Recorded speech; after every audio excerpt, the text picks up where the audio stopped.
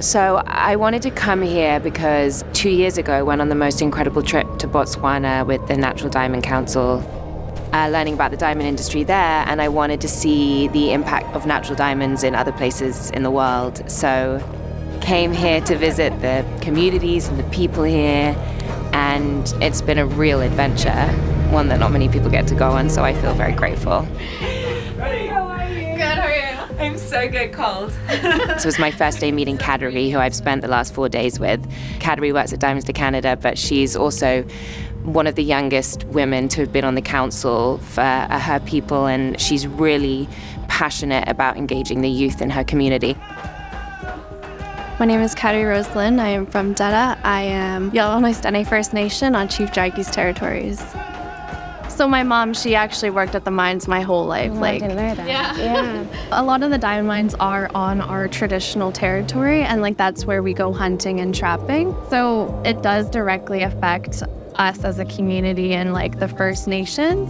There are a lot of positive impacts as well. You know, Kadri talked about the job opportunity, which means that people don't have to move away from their homes. So when you hear people saying this has allowed me to stay in the north and raise families and contribute, that's a significant part of what the diamond mining industry has done for us.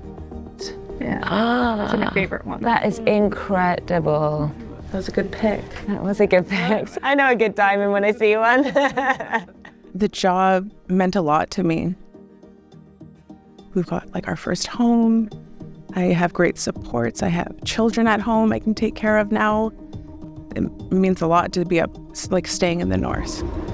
And it's the same thing as the 830E haul trucks that we're going to go approach. When I first started in 1998, one of my big things that I was scared of is I looked at the truck and I thought to myself, whoa, how am I going to change those tires? How are you going to change those tires? We got tire people for that. You'd have to experience it for the 26 years that I've been in this role just to see the value. There's so many of us employed, and that money rolls back into the communities or the city of Yellowknife. It's our future. Kadri in particular is so passionate about keeping the younger generation engaged with their traditions, and if they stay, that can continue to grow. This is really surreal. It does feel like a web fish. Okay. I'm really drying my eye. Kadri is beautiful inside and out, incredibly inspiring. Shake hands. Yeah. In our culture, we always talk to the land. We have a relationship with it where it's alive to us.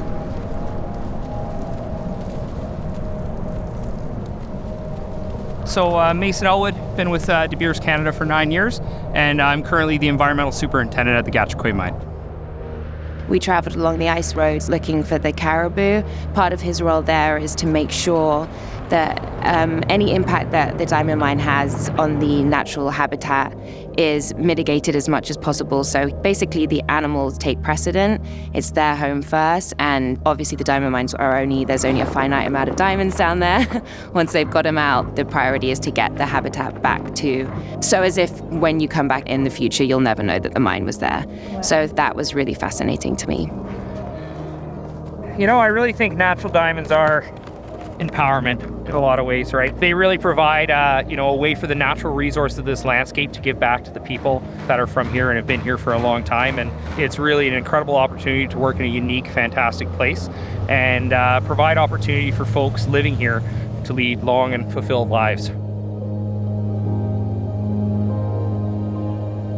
At a certain point with the light, you couldn't see where the ice met the clouds, met the sky. It was completely mind-blowing. I mean, when the powdered snow kind of moves off in the wind and you just see this deep blue, thick, kind of cracked ice, it's not surprising when you see the beauty of the landscape here that these beautiful diamonds come from here. It makes sense.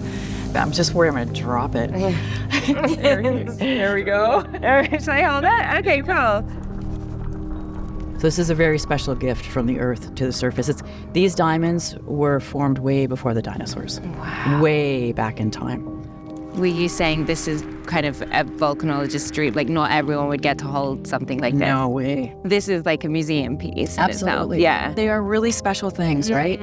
People really need to understand the difference between natural diamonds versus synthetics. Yeah. It's night and day. Like, you're buying a story, Yeah. right? And a miracle, really. Yeah, absolutely. I'm going to give it back to you. I don't know, I might be the only one, but I think that diamonds are even more beautiful in this rough state. And perhaps it's because it feels like you're very lucky to see them like that, because it's a part of the process of a diamond being turned into a gem that not everyone has the privilege of getting to see. One of the stories I heard over and over again that is of most importance is that when there's transparency, communication, and agreements between the diamond industry and the people who live there, it can provide so much good. And the importance of the land and the connection to the land and your ancestry and protecting that, to me, is really, really powerful.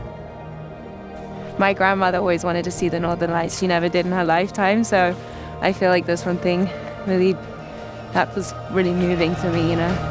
When the Northern Lights show themselves to us, that's our ancestors there. Yeah. It's like they're dancing with us while we dance. Yeah.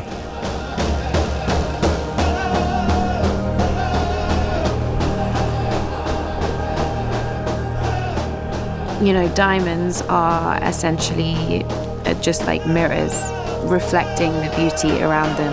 And these diamonds are just that, a direct reflection of these people, their land, and their culture.